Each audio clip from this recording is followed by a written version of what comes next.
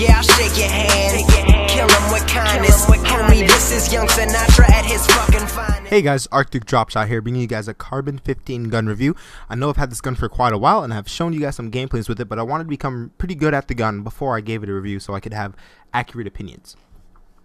So the stats on this gun are the damage 39, portability 60, rate of fire 78, accuracy 86, recoil 69. History is the Carbon line of weapons are closely based on the Armalite AR-15 design. They're distinguished by their carbon fiber construction, which provides an extremely lightweight frame, which is also extremely durable, chemical, water, and heat resistant. So this is a short fuse gameplay I got with it. I was using the ACOG scope. That's the first thing I put on it because I was kind of expecting a different gun, actually, because of just how just different ways I've been killed with it before. And let me just make a point that this is my first NX gun that I've bought with my own money in a very long time. This was my first, so you know I had high expectations.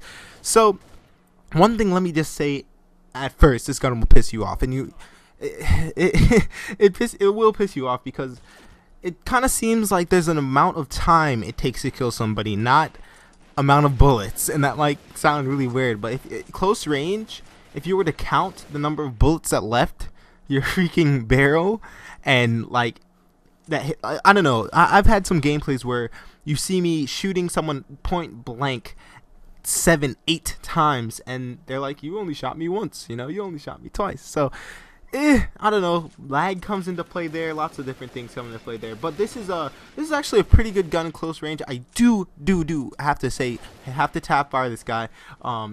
I say burst, not tap fire, burst fire on close range, even when you're close, because you know you may not think about it, but you can't just go full auto because it will start to creep up, I think up to the left, and that will screw you over pretty much. So you don't want to be you know, just spraying like crazy with this thing. You want to be controlling it.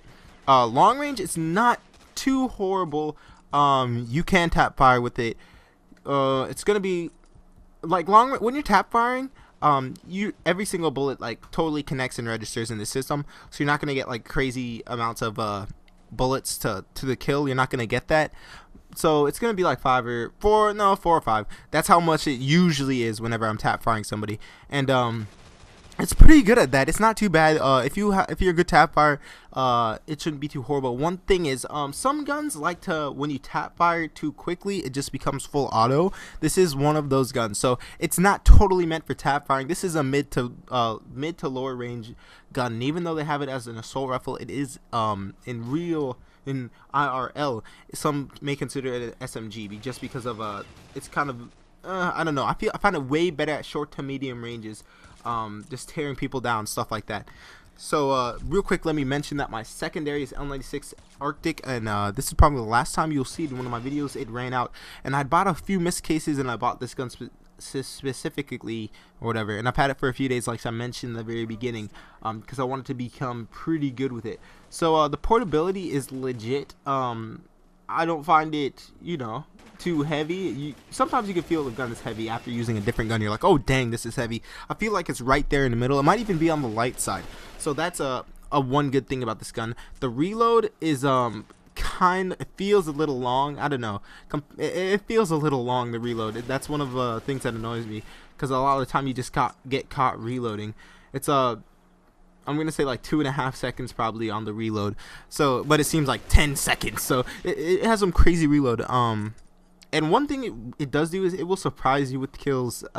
Sometimes I'll just see you spraying at somebody or burst firing, and I'll pull the kill really quickly, and sometimes I'll pull it like really slow. So it's really on its period when it comes to that kind of thing. But sometimes you can go crazy with this gun, and I've actually played with guys who are way better with it than I am. You know, it really depends. And also, quick tip, you guys see how I'm using the yellow circle reticle? Try out the circle reticle. It helps me get way more headshots. It helps me stay on aim way more because there is a center dot, and when that center dot is on someone, you're usually going to hit a lot more of your bullets if you're burst firing too.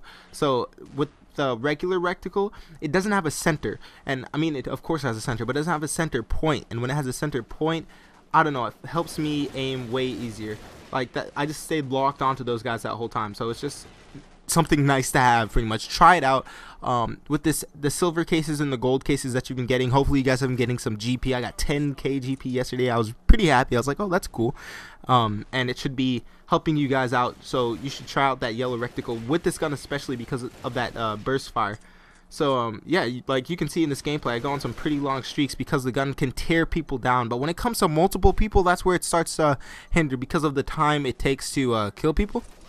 It feels like it takes a little, when there's a lot of people, you might run out of ammo or something. So I do suggest that you put an extended mag on this, but also I warn you that the reload will be even longer and it will be even more annoying. I was not using one, but I threw one on and I noticed the difference. It would help me a lot of the time. So if you're going to play something like Elim, yeah, go ahead. But if you're playing like Elimination Pro or Search and Destroy, you don't really want to be having that that long reload time, you know, because you're only going to be killing 1 or 2 people at a time.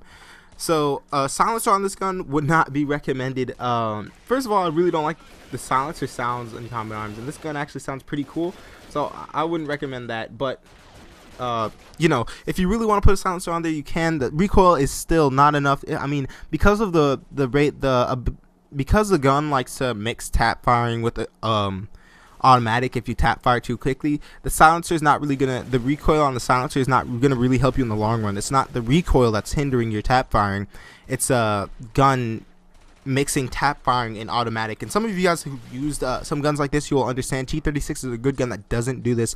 The AUG doesn't really do this, but guns that are meant to be more without tap fire will do this, and that's kind of how I see this gun. So thank you guys for tuning into my Carbon 15 review. I must say it is a good weapon. Mid to short range, you are going to do really well with this. It will annoy you sometimes on the bullet and on the damage that it takes, but it is a good weapon. I recommend you try this out. But would I buy it for perm? No, this is not a perm buy for me. I would not buy this gun for perm. I would try something else, but it is a very good gun to try if you have some NX left over. So thank you guys for watching this video. Top one is the last one. Bottom one is a random.